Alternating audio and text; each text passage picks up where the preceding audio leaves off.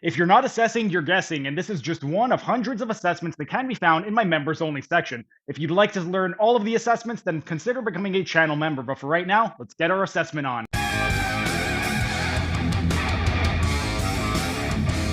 Once we've done the rectus abdominis and the obliques, now we can move on to the transverse abdominis. For the transverse abdominis, we're going to go ahead and lay back onto the massage table. And for this one right over here, we're going to get them all the way up onto the table. What we want to do is we want the patient grasping onto the sides of the table, because for this one, they are going to be moving around if they're not holding onto the side of the table. We want to go ahead and bring their legs together. We are going to take the legs out approximately 45 degrees. We want to bring the legs into hip flexion of 25 degrees. And then whichever side we are testing, we are going to be on the opposite side. So if I wanted to test Nick's left obliques, what I would do is I would have his legs to the right and I would be on his actual left side.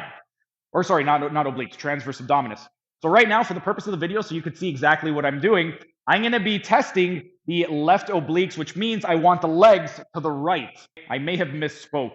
If I'm on the left side and I'm pulling toward the left, I'm assessing the right side.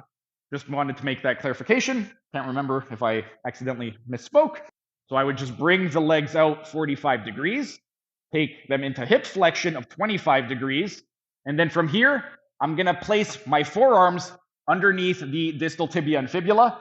My hand, I'm going to stabilize at the pelvis, and then I'm going to instruct the patient, I'm going to bring your hips toward me. Don't let me bring your legs toward me. In 3, 2, 1, hold. You'll match their pressure, add a little bit extra, see if they can hold it.